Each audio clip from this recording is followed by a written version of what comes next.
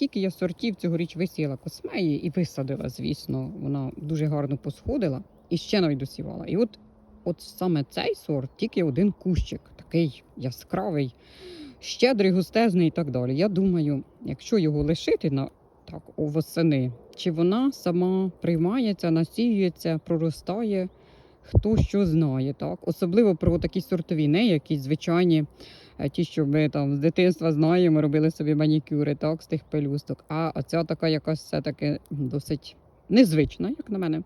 От цікаво, як вона себе поведе, якщо нічого не викорчовувати. І нехай насіюється. Хочеться, щоб така краса все-таки була в більших місцях чи більш густіше десь насаджена і частіше зустрічалася в мене принаймні. Ну дуже-дуже гарна. Прямо такий сорт відкриття і любов, правда.